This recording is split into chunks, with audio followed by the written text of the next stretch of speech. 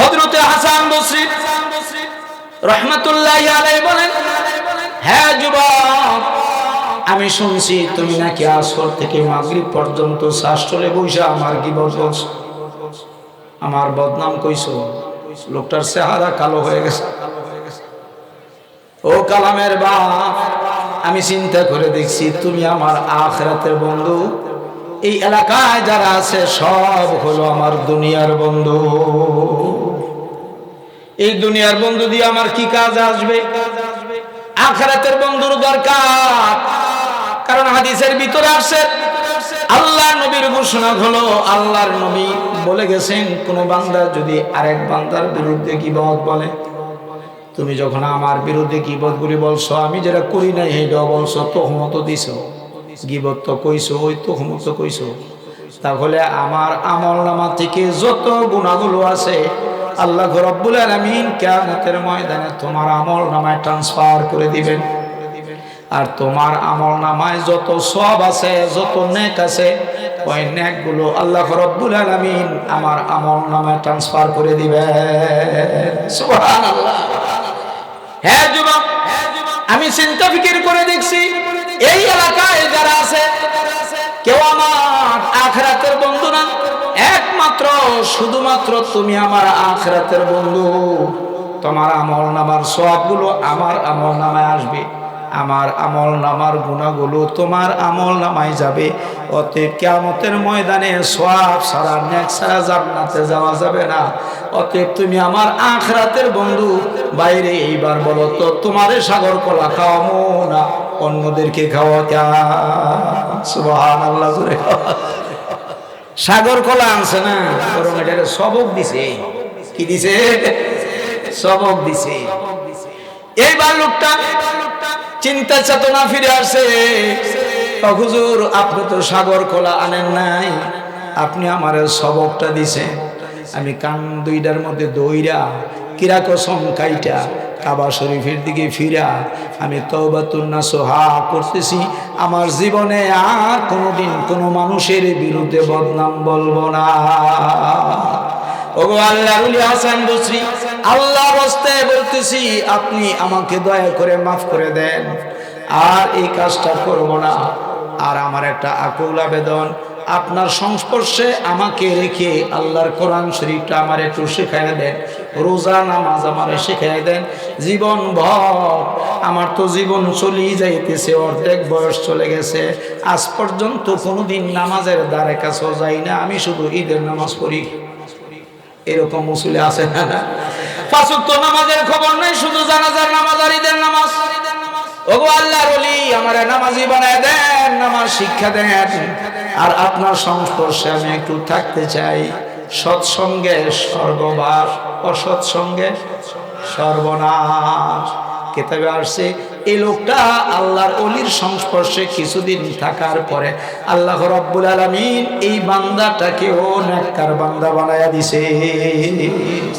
সুবহানাল্লাহ। এই ঘটনা থেকে বুঝলাম, আমি যদি আপনার বিরুদ্ধে কিছু বলি, লাভ আপনার, লাভ আমার না। ঠিক কিনা জোরে বলে? আমার গুনাহ আমার নেক আপনার আমলনামায় চলে যাবে, আপনার গুনাহ আমার আমলনামা এসে যাবে। এই কাজটা আমরা করব, জবানের হেফাজত করব ইনশাআল্লাহ। 3 নম্বর আমল হলো, আল্লাহ রাসূল বলেন 5টা আমল তোমরা যদি করো, জান্নাত পাওয়ার জন্য দরখাস্ত পেশ করার দরকার হবে না, বরং তোমাকে পাওয়ার জন্য জান্নাত প্রত্যেকদিন আল্লাহর কাছে দরখাস্ত পেশ করবে। রব্বুল আলামিন তোমার এই বান্দার জিন্দেগীর গুনাহ মাফ কইরা তুমি তার জান্নাতে পাঠায়া দাও। 3 নম্বর আমল হলো মুতঈমিল জিয়ান। আপনি পেট ভরে খাইলেন, আপনার প্রতিবেশী খাবারের কোনো ব্যবস্থা ছিল না, আপনি একবার দেখলেনও না। আল্লাহ রাসূল বলেন, তুমি যতই নামাজ পড়ো, যতই রোজা রাখো, তুমি পেট ভরে খাইলা, তোমার প্রতিবেশী বেশি উপবাস হইল, তুমি একটু দেখাশোনা করলা না, জেনে রাখো তুমি পরিপূর্ণ মুমিন হতে পারবে না। পরিপূর্ণ মুমিন হতে তুমি পারবে না। অতএব আপনি যে খাইবেন, আপনার প্রতিবেশী অথবা আশেপাশে মাদ্রাসা আছে, মাদ্রাসা গিয়ে দেখবেন অনেক ছাত্র আছে যাদের মা নাই, বাবা নাই, আছে না? এদেরকে কি বলা হয়? এতিম। আপনি ওই এতিমখানায় গিয়ে এক বস্তা চাউল দিয়ে আসবেন, আল্লাহ খুশি হয়ে যাবে। কে খুশি হবে? আল্লাহ খুশি হয়ে যাবে। একটা ছাত্র দেখলেন যে 27 মাদ্রাসা কয়েকজন ছাত্র যাইতেছে, ছোট একটা ফিরছে এটাতে দইরা, আপনি জিজ্ঞাসা করলেন বাবা রে তোমার নাম কি? আমার নাম এই আবু সুফিয়ান। তোমার বাবার নাম কি? বাবার নাম আবুল কালাম। বাড়ি কই? তো বাড়ি তো ময়মনসিংহ। তোমার বাবা কি করে? তো বাবা তো নাই, বাবা বহু আগে মারা গেছে। তোমার মা কি করে? তো মাও নাই, বাবাও নাই, মাও নাই। কোন মাদ্রাসায় পড়ো? 27 মাদ্রাসায় পড়ি। কি পড়ো? নাজারা পড়ি। আপনার কি একটু মায়া লাগবো না? জোরে বলেন, একটু মায়া লাগবো নি?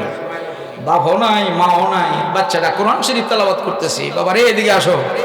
পকেট থেকে 10 টাকার লাল নোটটা বের কইয়া ছোট বাচ্চাটার হাতের মধ্যে দিয়া মাথাটার মধ্যে হাত বুলাইয়া আপনি যদি বলেন বাবা রে তুমি ভালো করে লেখাপড়া করো, আল্লাহর কোরআন শরীফ পড়ো, তুমি কোরআনের হাফেজ হও, আলেম হও, আমি তোমার জন্য দোয়া করি। তো এই যে বাচ্চাটা 10 টাকা পাইয়া একটা মুস্কি হাসি দিব, ঠিক কিনা জোরে বলেন? আল্লাহ রাসূল বলেন খোদার কসম তুমি এতিম ছাত্রকে হাসাও নাই, তুমি যেন আমার আল্লাহকে হাসাইছো। জোরে কোন সুবহানাল্লাহ। কারণ তুমি এতিমের মাথার মধ্যে হাত বুলাইছো, এতিম খুশি হয়ে গেছে। জেনে রাখো আল্লাহও তোমার প্রতি খুশি হয়ে গেছে। আল্লাহু আকবার। আল্লাহ নবী বলেন তোমার পকেটে টাকা নাই, কিচ্ছু নাই, নরম ভাষা দিয়া তারপরেও তুমি ভদ্র আচরণ দিয়া, ভালো আচরণ দিয়া তুমি সওয়াব কামাইতে পারবা। নবীজি বলেন এতিমের মাথার মধ্যে হাতটা লাগাইয়া তুমি যদি তার জন্য একটু দোয়া করে দাও, বাবারে ভালো করে লেখাপড়া কইরো। পকেটে টাকা নাই, যদি টাকা থাকতো তোমারে আমি 10টা টাকা দিতাম, আইসক্রিম কিনা খাইতাম, মজা কিনা খাইতাম। এই যে মাথাটার মধ্যে হাত বুলাইছেন, আল্লাহ রাসূল বলেন তোমার হাতের নিচে এতিমের মাথার যতগুলি চুল আছে প্রত্যেকটা চুলের বিনিময়ে একটা করে সওয়াব ফেরেশতা তোমার আমলনামায় উঠায়া দিবে। সুবহানাল্লাহ। এতিমদেরকে আপনি যদি ভালোবাসেন, নবী নিজে এতিম ছিলেন, এতিমদেরকে ভালোবাসেন। ওই ইতিহাস বলার সময় আমার নাই, সংক্ষেপে একটা ঘটনা বলি। আপনারা যারা তাবলীগ জামাতের সাথে সম্পৃক্ত আছেন আপনারা দেখবেন ফাজাইলে হজ, ফাজাইলে সাদাকাত, ফাজাইলে আমল এই কিতাবগুলি পড়ায়নি? হ্যাঁ, একজনে পড়ে 10 জনে বসে বসে শোনে। এর মধ্যে একটা কিতাব হলো ফাজাইলে হজ। এইটার ভিতরে আমি পেয়েছি ছোট্ট একটা ঘটনা। ইরাক শহর থেকে এতিমদের খাবারের ব্যবস্থা করলে লাভটা কতটুকু এইটা বোঝানোর জন্য ঘটনাটা টানতেছি। ইরাক শহর থেকে প্রায় শতাধিক লোক পায়ে হেঁটে হেঁটে যাচ্ছে মক্কায় হজের উদ্দেশ্যে। এখন কিছু দূর যাওয়ার পরে ইরাক শহর যখন গেছে তখনই রাত্র হয়ে গেছে। ইমাম সাহেব হুজুর বলতেছেন তাবু খাটাও, তাবুর ভিতরে রাত্রি যাপন করব, সকালবেলায় নাস্তা খাইয়া ঘরে আবার রওনা দিব, কারণ পায়ে হেঁটে হেঁটে যাইবেন। তো সকালবেলায় ইমাম সাহেব হুজুর বলতেছেন এই যুবক যারা আসো, 2-3 জন যুবক আসো, বাজারে যাও, বাজার করিয়া নিয়ে আসো, নাস্তা পাকাইয়া খাইয়া এরপরে আবার রওনা দিব। তো যুবকদের ভিতরে একটা যুবকের নাম হলো রবি বিন সুলাইমান। এই যুবকটা বলতেছেন হুজুর দেন, টাকা দেন, বাজারে যাই। তাই টাকা লইয়া বাজারে যায়। কিছু দূর যাওয়ার পরে দেখতেছে একটা মহিলা বুরকা পরিধানকারী, বুরকা পরা, মরা গরু অথবা মরা গাধা, এই মৃত একটা প্রাণী, মরা গরুর চামড়া না কাইটা, কার জানি গরু মরে গেছে গা, রাস্তার মধ্যে ফালাইয়া থুইয়া গেছে গা, এটার চামড়া কাইটা দাঁড়ালো ছুরি দিয়া গোশত কেটে কেটে ব্যাগের ভিতরে বসতেছে। রবি বিন সুলাইমান কিন্তু আলেম না, কিন্তু এতটুকুন জানে মুসলমানদের জন্য মরা গরুর গোশত খাওয়া হারাম, এতটুকুন বুঝে। আপনারা বুঝেন না? আপনারা বুঝেন না? বুঝেন মরা গরুর গোশত খাওয়া হারাম। আর আমাদের বাংলাদেশে কুত্তা জব কইরা বিরিয়ানি ফাঁকাইয়া খাওয়াই নাই। আমাদের এলাকায় কাপাসিয়া কিছুদিন গত কয়েক বছর আগে ফেসবুকে দেখছি এক মুরব্বী, আমার দাড়ি আর কদ্দুর লম্বা, এই মুরব্বীর দাড়ি আরো লম্বা, বুঝেন নাই? শিয়াল জব কইরা খাওয়াইছে। কাপাসিয়া বাজারে হোটেল আছে, শিয়াল জব কইরা খাওয়াইছে, 13টা খাওয়াইছে। আলহামদুলিল্লাহ কইতেন না? 14টা জব করার সময় হ্যাঁ দরাটা খাইছে। এক লোকে দেখে লেছে, দেখে ছবি উঠাইছে, ছবি উঠাইয়া পরে চাচারে দেখাইছে, চাচা আমি কিন্তু ভাইরাল করে দিব। চাচাই কয় সর্বনাশ, 13টা খাওয়াই দিছি। সাংবাদিক গেছে, গিয়ে জিজ্ঞাসা করছে ওইটা কয় নম্বর, ওইটা 14 নম্বর। তো 14 নম্বর শিয়াল জব করছে, জনগণে বিরিয়ানি খাওয়াইতো। বাংলাদেশের মুসলমান নামাজও পড়ে, হারামও খায়, ঠিক কেন ধরে বলে। হ্যাঁ তো সকালবেলা খাসির গোস্ত করে টেহা রাখবো, ঠিক কেন ধরে খাওয়াইছে কি শিয়ালের গোস, কুত্তার গোস। আর হে বেডি খাইতেছে কি মরা গরুর গোস। তো কুত্তার গোস হতে বালা নাই রে। যুবক চিন্তা করতেছে বুরকা পরা মহিলা মরা গরুর গোস খায়, হিন্দু যদি হইতো তাহলে তো বুরকা বললাম, ঠিক না? এর মনের ভিতরে চিন্তাটা ঢুকছে, দেখি কি করে। এইবার মহিলা 2-3 কেজি গোস্ত না কাইটা ব্যাগের ভিতরে বইরা যাইতাছে। মহিলার পিছনে পিছনে যুবকও যায়। যুবক চিন্তা করতেছে আগে দেখে লই, পরে বাজার করবো না। মহিলা কিছু দূর গিয়ে দেখে সোনের 2টা গম, ছোট্ট ছোট্ট সোনের গম। এইটার সামনে গিয়া বলতেছে, ডাক দিতেছে, মায়েরা দরজা খোলো, এই নাও আল্লাহর দেওয়া রিজিক, পাকাও, পাকায়া খাও, খাইয়া আল্লাহর দরবারে শুকর গুজার করে বলো আলহামদুলিল্লাহ। রবি বিন সুলাইমান যুবক ছেলেটা বাহিরে দাঁড়ায়া মহিলার জবান থেকে কথাটা শোনার পর তার বিশ্বাস আরো বেড়ে গেছে। মহিলা যে 1 নম্বর খাঁটি মুসলমান, ঠিক কিনা ধরে বলে। যুবক বলতেছে, মাগো তোমার সুরতে বোঝা যায় তুমি একজন মুসলমান, তোমার কথায়ও বুঝলাম তুমি পাক্কা মুসলমান, কিন্তু মুসলমানদের জন্য মরা গরুর গোশত খাওয়া যে হারাম। ও মা, তুমি কি এটা জানো না? মহিলা চোখের পানি ছেড়ে দিয়া বলতেছে, যুবক রে, মরা গরুর গোশত খাওয়া যে হারাম এই মাসালা আমি নিজেও জানি, কিন্তু জানলে কি হবে রে বাবা, মরা গরুর গোশত ছাড়া বিকল্প আর কোনো খাবারের ব্যবস্থা নাই। হ্যাঁ যুবক, তোমার পরিচয়টা দাও। যুবক তার পরিচয় দিছে। যুবক পরিচয় দেওয়ার পরে এইবার মহিলা তার পরিচয় দিতেছে। মহিলা বলতেছে, যুবক রে, আমি হইলাম নবীর বংশের লোক। সুবহানাল্লাহ, জোরে কও। আমি হইলাম বিশ্ব নবী মুহাম্মদুর রাসূলুল্লাহ সাল্লাল্লাহু আলাইহি সাল্লামের বংশের লোক। বহুদিন আগে আমার স্বামীর ইন্তেকাল হয়ে গেল, জায়গা জমি যা ছিল বিক্রি করে খাইয়া শেষ। হ্যাঁ যুবক, আমার 4টা কন্যা সন্তান রেখে তার বাবা মারা গেছে।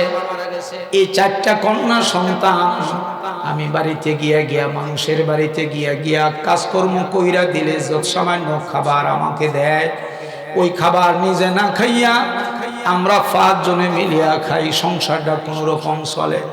যুবক রে, গত 3 দিন আগে আমি কাজের সন্ধানে বাহিরে বের হয়ে গিয়েছিলাম, কাজ পাই নাই। গতকালও কাজ পাই নাই। কাজ না পাওয়ার কারণে নিজেও ক্ষুধার্ত, কিছুই খাই নাই। আমার 4টা কন্যা সন্তান 2 দিন পর্যন্ত না খাওয়া, আজকে হলো 3য় দিন। সকালবেলায় যখন কাজের সন্ধানে বের হয়ে গেলাম, তখন আমার পা জড়ায় দইরা ছোট্ট মেয়েটা কান্না জড়িত কণ্ঠে বলতেছে, মাগো আজকে কিন্তু গত 2 দিনের মতো খালি হাতে তুমি আসবা না। মাগো, তুমি যদি খালি হাতে আসো, আমি কি খাইব, কেমনে থাকবো? আমি মনে হয় বাঁচবো না, আমি মনে হয় মরি যাব। হ্যাঁ মা, যে কোনো ভাবে হোক তুমি আমাদের জন্য খাবারের ব্যবস্থা করো বাবা মা। হ্যাঁ যুবক, এখন আমি কি করব? আজকে সকাল বেলায় মানুষের বাড়িতে গেলাম, কাজের সন্ধান করলাম, কাজ পাইলাম না। সর্বশেষ বাধ্য হইরে যুবক মরা গরুর গোশত ওই পরিমাণ আনছি, যেই পরিমাণ খাইলে পরে আমাদের 5 জনের আত্মাটা বাঁচে। সুবহানাল্লাহ। আমি তো বেশি আনি নাই, অল্প আনছি, যেই পরিমাণ খাবার খাইলে পরে আমাদের আত্মাটা বাঁচে, জীবন বাঁচে, এই পরিমাণ আনছি। এইবার যুবক এই করুণ ইতিহাস শোনার পরে যুবক বলতেছে, মাগো মরা গরুর গোশত পাকানের কোনো দরকার নাই, আমি তাজা গোশত হালাল রিজিক নিয়ে আসতেছি, আমার 20টা মিনিট সময় দাও। এই যুবক বাজারে না গিয়া এই যুবক পিছনে ব্যাক করছে, কাফেলার ভিতরে গেছে, গিয়া আমির সাহেবের সামনে গিয়ে দাঁড়াইছে। ও আমির সাহেব, হুজুর, আমার মা বাবা হজ করার জন্য আসা যাওয়ার খরচ বাবদ, ওইখানে থাকা বাবদ, খানা বাবদ 600 রুফার টাকা দিছি। 600 রুফার টাকা আপনার হাতে দিছি। তো এই রুফার টাকাগুলো দয়া করে আমারে ফেরত দিয়া দেন। আমি নিয়ত পাল্টাই ফেলেছি, আমি এই বছর হজে যাব না। আমি সব হুজুর অনেক বোঝানোর চেষ্টা করছি। হ্যাঁ যুবক, আল্লাহ নবী বলেছেন, কোন বান্দা যদি নিয়ত সহি করে 100% হালাল টাকা দিয়ে যদি হজটা করে, হজটা যদি মাওলার দরবারে কবুল হয়ে যায়, তাহলে নবজাতক সন্তান মায়ের পেট থেকে ভূমিষ্ঠ হইলে ওই সন্তানের আমল নামায় যেমন কোনো গুনাহ নাই, নতুন হাজিদের আমল নামায়ও কোনো গুনাহ থাকবে না। তুমি কি চাও না হজের মাধ্যমে তোমার গুনাহ মাফ হয়ে যাক? যুবক বলতেছে, অবশ্যই চাই। তবে আমার মাওলা, আমার আল্লাহ যদি ইচ্ছা করে হজ ছাড়াও বান্দার গুনাহ মাফ করতে পারে। জোরে কোন পারে কিনা?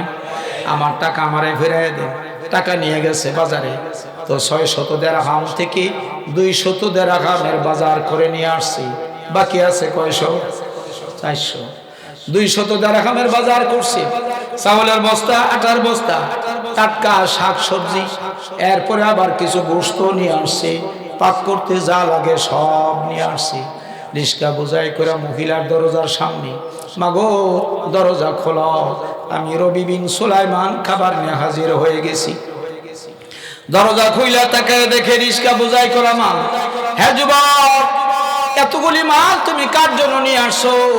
যুবক বলতেছে, তোমরা না বলছো নবীর বংশের লোক, নবীর বংশের লোক না খেয়ে থাকবে, আমি একজন গুনাহগার পাপিষ্ট বান্দা, আমি মজা মজা করে খাবো, এটা তো হতে পারে না। আমি একজন হজ যাত্রী, হজের পুরা টাকা থেকে 200 টাকা দিয়ে বাজার করে নিয়ে আসছি। এইগুলি খানা দানা যখন শেষ হয়ে যাবে গো মা, এই নাও 400 নগদ টাকা তোমার হাতে পৌঁছিয়ে দিলাম। এই টাকাও তুমি ব্যবহার করবা, টাকা দিয়ে তুমি বাজার ঘাট করে খাইবা। ও মা, আমি কিন্তু এই বছর হজে যেতে পারবো না, তার কারণ হলো হজের পুরা টাকাই তোমাদেরকে আমি দিয়ে দিলাম। তবে একটা দোয়া করবা, আল্লাহ যেন আমার আমল নামায় হজের সওয়াবটা উঠাইয়া দেয়। এইবার মহিলা আবেগের চোটে কেঁদে ফেললেন। মহিলা আকাশের দিকে তাকায়া বলতেছেন, আল্লাহ মাওলা রে, এই যুবক এই বছর হজে যেতে পারবে না, কিন্তু হজের পুরা সওয়াব তুমি যুবকের আমল নামায় উঠায়া দাও।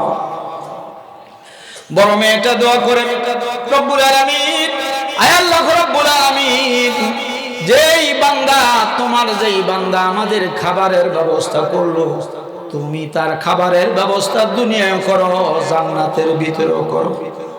আরেকটা মেয়ে দোয়া করছি, রব্বুল আলামিন, আমরা নবীর বংশের লোক। এই কথাটা শোনার পরে তার মায়া লেগে গেছে। আল্লাহ গো, আমি দোয়া করতেছি, আমাদের প্রিয় নবীর সুন্দর চেহারাটা স্বপ্নে তারে না দেখায়া তারে তুমি মৃত্যু দিও না। আল্লাহু আকবার, জোরে বলো আল্লাহু আকবার। বাইরামা, 4টা মেয়ে 4 রকম দোয়া করছে। সময় না থাকার কারণে ওই দিকে গেলাম না। এইবার 4টা দোয়া, মহিলার আরেকটা দোয়া, 5টা দোয়া শুনি না। যুবক চোখের পানি ছেড়ে দিয়া কান দেয়ার কয়, মাওলা রে, 4টা যুবতী, 4টা মেয়ে আর তাদের মা, 5 জনের 5 রকম দোয়া করছে। একটা লোকের দোয়া যদি তোমার দরবারে কবুল হয়ে যায়, আমার জীবন সার্থক হয়ে যাবে। মাওলা রে, তুমি তাদের দোয়া কবুল করো। এই কথাটা বলে বিদায় নিয়ে চলে গেলেন। কাফেলার ভিতরে গিয়া আমি সাহেব হুজুরকে বলতেছেন, আমি সাহেব, আমার হজের টাকা কিন্তু শেষ, হজের টাকা নাই, আপনারা হজে চলে যান। হজ করে যখন ফিরে আসবেন, এই জায়গাটার মধ্যে আমারে পাইবেন ইনশাআল্লাহ। আমি একা একা বাসায় যাব না, বাড়িতে ঢুকবো না, অনেকে অনেক কথা বলবো, আপনারা আসলে আপনাদের সাথেই যাব। কই ঠিক আছে, ভালো করে শুনে। এইবার এই যুবক এই জায়গার মধ্যে অবস্থান করতেছে। তারা তো কাফেলা নিয়ে চলে গেছে সৌদি। কাবা শরীফ তওয়াফ করলেন, আরাফার ময়দানে দৌড়াদৌড়ি করলেন, সব কিছু শেষ কইরা এইবার মদিনা সফর কইরা যখন এই জায়গাটার মধ্যে আসছি, আইসা দেখে ঠিক যুবক জায়গা মতন বসা। এইবার যুবক দৌড়াইয়া আমি সাহেবের কাছে গিয়া মুসাফা করলেন আর মুআনাকা করলেন, জড়াই ধইরা কান্দে আর কয়, হুজুর আপনাদের কপাল কত ভালো, আপনাদের তকদির কত ভালো, আপনারা আল্লাহর ঘর খানায় কাবা তওয়াফ করেছেন, আল্লাহ রাসূলের রওজার পাশে দাঁড়ায় নবীজিকে সালাম দিয়েছেন। এতটুকুন বলার সাথে সাথে আমি শাহ হুজুর যুবককে ধমক দিয়া বলতেছে, হে যুবক, মিথ্যা কথা তুমি কেন বলো? তুমি হজ যাও নাই কয় না? হে যুবক, তুমি না আমার আঙ্গুল ধরে ধরে আল্লাহর ঘর খানায় কাবা তুমি তওয়াফ করেছিলা? তুমি না আমার আঙ্গুল ধরে ধরে আরাফার ময়দানে ঘোরাঘুরি করছিলা? আরেকজন যুবক দাঁড়ায় বলতেছে, হে যুবক, মিথ্যা কথা কেন বলো? আরাফার ময়দানে জাবালে রহমতের পাশে দাঁড়ায়া তুমি আর আমি না গুনাহ মাফের দোয়া করছিলাম। আরেক যুবক বলতেছে, হে যুবক, কি মিথ্যা কথা বলতেছো? কেন বলতেছো? আল্লাহ রাসূলের রওজার পাশে দাঁড়ায়া তুমি আর আমি না নবীজিকে সালামটা দিয়েছিলাম। সুবহানাল্লাহ কইতেন না? আরেকটা লোক টাকার ব্যাগ আইনা বলতেছে, মিয়া তোমার টাকার ব্যাগ তুমি লয়ে যাও, তোমার টাকার ব্যাগ তুমি নিয়ে যাও, আমি আর কত বহন করব, কয়দিন বহন করব? রাসূলের রওজার পাশে একটা দরজা আছে, দরজার চৌকাঠের মধ্যে লেখা আছে বাবে জিবরাইল, মানে জিবরাইলের দরজা। এই দরজা দিয়া অধিকাংশ সময় জিবরাইল ঘরের ভিতরে তাশরীফ আনতেন, প্রবেশ করতেন। এই জন্য নবীজি দরজার নাম রাখছে জিবরাইলের দরজা। এখনো সেখানে লেখা আছে বাবে জিবরাইল। যুবক রে, এই বাবে জিবরাইলের পাশে দাঁড়ায়া তুমি না আমার টাকার ব্যাগটা দিয়া বলছিলা, ভাইজান টাকার ব্যাগটা একটু রাখেন, আমি আসতেছি। আসতেছি বইলা তুমি কোথায় উধাও হয়ে গেলা, আর তোমার সন্ধান পাইলাম না। তোমার টাকার ব্যাগ তুমি নিয়ে যাও। জোরে কোন সুবহানাল্লাহ। যুবক যতই বলে, কে শুনে কার কথা? সবাই বলতেছে, যুবক তুমি আমাদের সাথে না হজ করছো? এইবার যুবক বাসায় চলে গেছে টাকার ব্যাগ নিয়ে, কিন্তু টাকার ব্যাগ খুলে নাই, চেন খুলে নাই। এশা নামাজ পড়া আল্লাহর কাছে সিজদায় গিয়ে দোয়া করে, রব্বুল আলামিন, আমি যে হজ যাই না তুমি তো ভালো করেই জানো, মাওলা রে ঘটনাটা কি ঘটছে আজকে স্বপ্নে তুমি আমার একটু জানাইয়া দিও। জোরে কোন সুবহানাল্লাহ। ঘটনাটা কি ঘটছে একটু জানাইয়া দিও, আমি তো কিচ্ছু জানি না। যুবক যখন ঘুমাইছে, ঘুমের ঘরে স্বপ্নে দেখতেছে তিনজন ফুটফুটে চেহারা, বাতির চেয়েও আরো সুন্দর দেখা যায় এমন তিনজন লোক তার রুমের ভিতরে, কক্ষের ভিতরে ঢুকে গেছে। জোরে কোন সুবহানাল্লাহ। একজন হলো সামনে, দুইজন হলো পিছনে। পিছনে যারা দণ্ডায়মান ছিলেন, বাম পাশের লোকটা বলতেছে, যুবক রে তুমি এখনো বসে আছো, তাড়াতাড়ি মুসাফা করো। তোমার সামনে যিনি দাঁড়ায় আছেন তিনি আর কখনো, তিনি হচ্ছেন আমার নবী, তোমার নবী, বিশ্ব নবী মুহাম্মদুর রাসূলুল্লাহ সাল্লাল্লাহু আলাইহি ওয়াসাল্লাম। হে যুবক, আমি হলাম হযরত ওমর। আমার ডানে যিনি দাঁড়ানো আছেন তিনি হচ্ছেন হযরত আবু বকর সিদ্দিক রাদিয়াল্লাহু তাআলা আনহু। চিৎকার মেরে বলুন সুবহানাল্লাহ। এইবার যুবক তাড়াতাড়ি উঠা নবীজির হাতের মধ্যে ধইরা মুসাফা করলেন। একটা কথা জানাই রাখি, যারা স্বপ্ন দেখে স্বপ্নের ভিতরে মনে করে এটা বাস্তব, যেই পর্যন্ত স্বপ্নটা না ভাঙে, ঠিক কিনা জোরে বলেন? স্বপ্ন ভাঙ্গার পরে পরে মনে হয় এটা বাস্তব না, এটা যে স্বপ্ন, ঠিক কিনা জোরে বলেন? যুবক তো মনে করছে এটা বাস্তব। আল্লাহ নবীর চেহারা দেখা নবীর হাতের মধ্যে হাত লাগায়া নবীজির সাথে মুসাফা করলেন, মুআনাকা করলেন, হাতের মধ্যে ধরে একটু সুমর খাইলেন। আল্লাহু আকবার। এইবার নবীজিকে বলছেন, নবী গো, আপনাকে স্বপ্নে দেখার জন্য কত হাজার বার দুরূদ ইব্রাহিম পড়ছি, একটা বার সাক্ষাৎরা দিলেন না। নবী গো, আজকে দেখি ১৫০০ মাইল দূর থেকে আপনি চলে আসছেন দুইজন সাহাবী নিয়া আমার সাথে সাক্ষাৎ করার জন্য। কারণটা কি? আল্লাহ নবী বলেন, আমি এমনি আসি না রে যুবক, আমার আল্লাহ আমারে পাঠাইছে। আল্লাহু আকবার। হে যুবক, তুমি এমন একটা কাজ করছো যে কাজ করার কারণে স্বয়ং আল্লাহ তোমার প্রতি খুশি হয়ে গেছে। আল্লাহু আকবার। যুবক রে, জান্নাতের সুসংবাদ দেওয়ার জন্য সুদূর মদিনা মুনাওয়ারা থেকে ১৫০০ কিলোমিটার দূর থেকে চলে আসছি তোমার জান্নাতের সুসংবাদ দেওয়ার জন্য। যুবক রে, তুমি যে হজে না গিয়া ৬০০ দিরহাম থেকে ২০০ দিরহামের বাজার করে দিছো, ৪০০ দিরহাম নগদ টাকা মহিলার হাতের মধ্যে পৌঁছে দিছো। মহিলা দোয়া করছিল, তোমার মনে আসেনি? কহ। মহিলা দোয়া করছিল, মাওলা এই যুবক হজে যাইতে পারবে না, কিন্তু হজের পুরা সওয়াব তার আমল নামায় তুমি পৌঁছায়া দিও।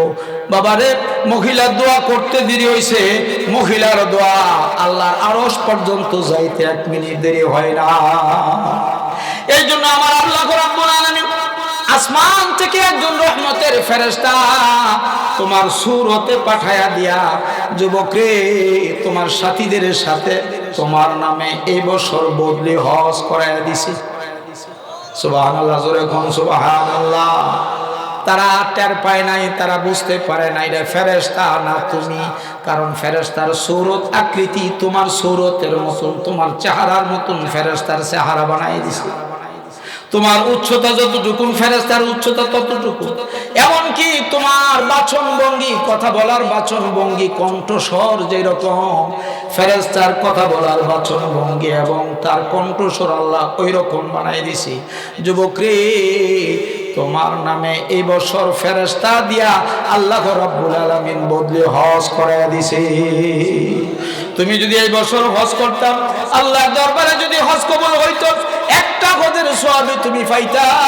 কিন্তু আল্লাহ রাব্বুল আলামিন আমারে জানাই দিছে, বন্ধু আপনি গিয়া তারে সংবাদরা দিয়ে দেন, কিয়ামত পর্যন্ত যতবার হজ হবে প্রতিবার আমি আল্লাহ রাব্বুল আলামিন একজন করে নতুন ফেরেশতা পাঠায় দিয়া, তার সূরতে নতুন ফেরেশতা পাঠায় দিয়া প্রতি বছর তার নামে আমি বদলি হজ করায় দিব। তাও আবার কিয়ামত প্রতি বছরে বছরে যুবকরে তোর আমল নামে একটা কবুলিয়ত বড় হজের সওয়াব লেখা হবে। শুধু তাই নয়, এই যে টাকার ব্যাগটা কোথায়? এইবার সে বলতেছে, হুজুর টাকার ব্যাগ তো আমি খুলি নাই, কারণ এটা আমার ব্যাগ না, হকুল এবাদ, আমি কেন নষ্ট করব? আল্লাহ রাসূল বলতেছেন, কয় না, এটা তোমার ব্যাগ, তুমি দিছিলা এতিম যারা তাদেরকে ৬০০ রুফার টাকা, ২০০ টাকার বাজার, ৪০০ টাকার নগদ, মোট কয়শো? ৬০০।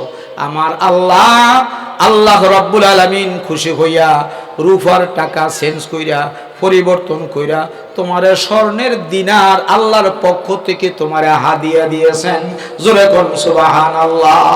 যুবক রে, ব্যাগের সেন্ডা তুমি টান দিয়া খুইলা দেখো, এটার ভিতরে ৬০০ দিনার আছে, ৬০০ দিনার আছে, একটা কমও হবে না, একটা বেশিও হবে না। চিৎকার মেরে বলুন সুবহানাল্লাহ। এই কথা বলে আল্লাহর নবী যখন বিদায় নিয়ে চলে গেলেন, কয়েক মিনিট পরে যুবকের ঘুম ভেঙে গেল। ঘুম থেকে সজাগ হইয়া ওই যুবক তাকায় দেখতেছে, পুরা ঘরের ভিতর থেকে মেশক আম্বরের সুঘ্রাণ বের হইতেছে। এমনকি তার জবান থেকে, ঠোঁট থেকে মেশক আম্বরের সুঘ্রাণ বের হইতেছে। কারণ হলো যুবক আল্লাহ রাসূলের হাত মুবারকের মধ্যে চুমু মেরেছিলেন। ঠিক কিনা জোরে বলেন? আল্লাহ নবী যখন রাস্তা দিয়া যাইতেন, মানুষ ওই রাস্তা দিয়ে যখন পরবর্তী সময়ে চলাফেরা করত, তখন জনগণ বুঝতো এই রাস্তা দিয়ে মনে হয় বিশ্ব নবী গেছে। কারণ বিশ্ব নবীর শরীর থেকে যে মেশক আম্বরের সুঘ্রাণ বের হয়, এটা আর কোনো মানুষের শরীর থেকে এরকম সুঘ্রাণ বের হয় না। আল্লাহু আকবার, জোরে কর। কাজী যত জায়গায় এতিম দেখবেন, এতিমখানা মাদ্রাসা আছে, আপনারা স্ব ইচ্ছায় যাইবেন, গিয়া এতিম ছাত্র 10 জন থাকলে 10 জনের হাতে 1000 টাকা করে দিয়ে আসবেন, 100 টাকা করে দিয়ে আসবেন। শীতের মৌসুমে একটা কম্বল দিয়ে আসবেন। এতিমদের খাবার বাবদ এই যে 27 মাদ্রাসা আছে, গিয়া 1 বস্তা চাউল দিয়ে আসবেন। আর বলবেন, এই এতিমদেরকে নিয়ে আমার জন্য একটু দোয়া করেন হুজুর, আমি এতিমদেরকে খুশি করতে চাই। নবী বলছেন, তুমি এতিমদেরকে খুশি করো নাই, তুমি যেন আমার আল্লাহকে খুশি করছো। জোরে কোন সুবহানাল্লাহ।